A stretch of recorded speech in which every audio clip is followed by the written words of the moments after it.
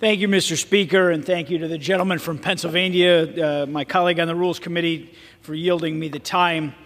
Now, contrary to what my colleagues on the other side of the aisle claim, this legislation before us today is about building a cleaner, more secure, more affordable energy future where the United States is not dependent on foreign countries for its energy needs.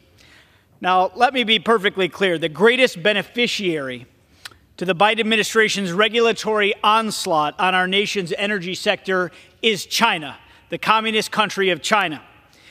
And the ones who will pay the biggest cost for President Biden and the left's asinine energy policies are the American people.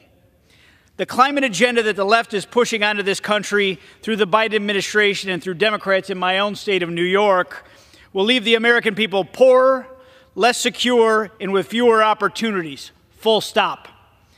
Because who benefits the most from this administration's new rules on mineral leasing that make it more difficult for the United States to produce its energy and resource needs domestically?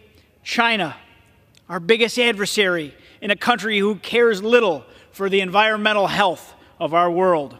So when my Democratic colleagues claim that this legislation before us today will somehow loosen protections on our environment and keep our country away from reaching some arbitrary goal set by this administration, don't be fooled. If this administration or the radical left actually cared about our global environment, they wouldn't be putting up roadblocks to safer, cleaner domestic energy production, as they are doing with the Bureau of Land Management's newest rules on mineral leasing.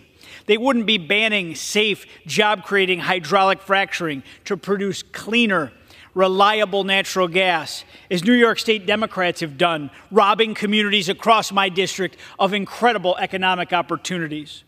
They wouldn't be pushing Americans towards a battery-powered future while making it nearly impossible for our country to produce these very batteries, down to refining the rare earth minerals here domestically.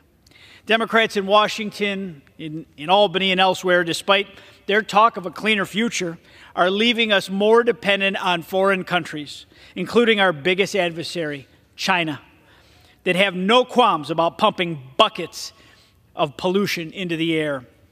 Mr. Speaker, energy future supported by my colleagues across the aisle is hypocritical, impossibly expensive for everyday Americans, and leaves this country at the mercy of foreign imports to satisfy our energy needs. I strongly support this underlying legislation before us today because it will turn the ship around and ensure that our energy future is about economic opportunities, domestic security, and affordability for everyday Americans, rather than satisfying the radical demands of a woke mob.